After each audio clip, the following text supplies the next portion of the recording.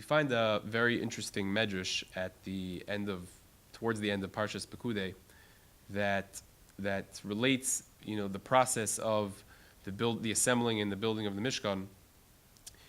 And the medrash tells how after all the materials and the various parts of the Mishkan were collected, so Moshe Rabbeinu went right away to start building it, and the plan was for it to actually, it was supposed to take a very significant amount of time because all the different kelim had to be built and everything was going to take, a significant amount of time. But the Medrash relates how HaKadosh Baruch Hu made a nes and it took only 3 months, which was much shorter than what was planned. And the Medrash says how the Klal Yisrael were expecting that right after 3 months, okay, so it's finished, we should start building it. But the Mishkan lay unassembled for another 3 months until Chodesh Nisan, and that's when Moshe Rabbeinu built the Mishkan. And the Medrash tells how the Leitzani Ador were making fun of this. What is this? We finished it so fast, it's done in 3 months. Why are we waiting another 3 months with the Mishkan unassembled? Obviously, we should build it right away. And the Medrash ends off by saying that HaKadosh Baruch Hu specifically told Moshe that he wants it to be done in Nisan because that's the month that Yitzchak was born in, and that's the month that the Mishkan should be built in. So leaving aside the issue of what exactly is what's the significance of the month of Nisan being the month that Yitzchak was born in, why is that important?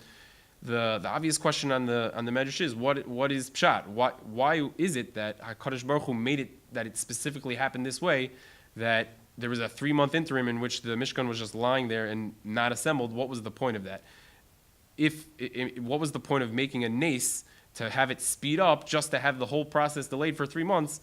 Why didn't they just start 3 months later? Or there's many other options. So Rav Yosef Salant in his Sefer Be'er Yosef comes to answer this question with the following explanation.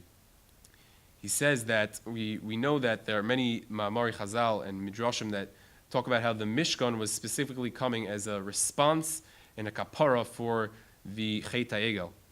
And there are many Rishonim, the Ramban, the Kuzari, others, who all say that the Chet HaEgel wasn't exactly it wasn't really a Chet of Avodah Zarah Mamish.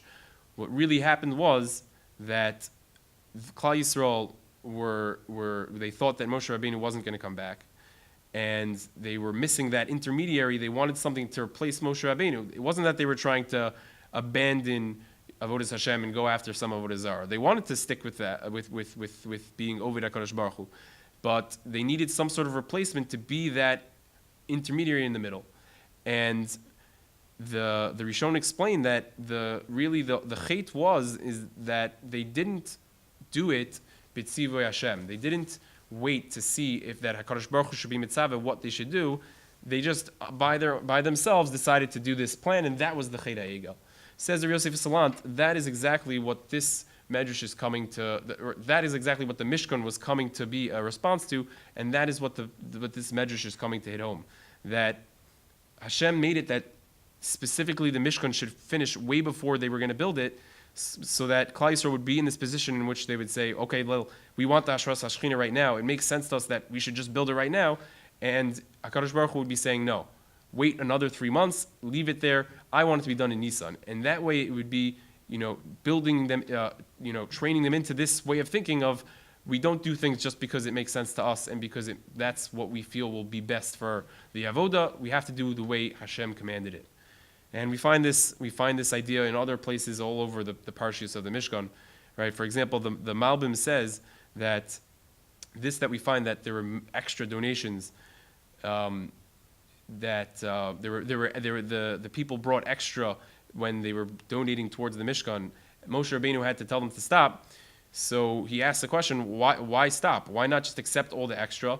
And like every other fundraiser, raise the goal afterwards, until everyone stops giving, and use the extra money for whatever it is, for to put more gold here, more silver there. Says the Malbim that's this idea that everything had to be done exactly as Kasher Tziva Hashem, and no additions could be made. You couldn't just decide, we'll take the extra and put it in somewhere else. And obviously, this idea has a lot of ramifications for us in our own Avodas Hashem. That a lot of times we feel that we think we could do things, if we just did things our way, we could make things more meaningful. We could, if we just took away this problem or added this thing, so then it would just be so much better for us. We have to realize that everything starts, the only meaning in Avodas Hashem comes from starting with the basis of what is the Tzivui Hashem? What does it say in Shulchan Aruch? That's where you start. And obviously you could build from there, adding meaning by understanding what we're doing and why we're doing it. But if it doesn't start with the Tzivui Hashem, so then it loses the whole basis. Shabbos.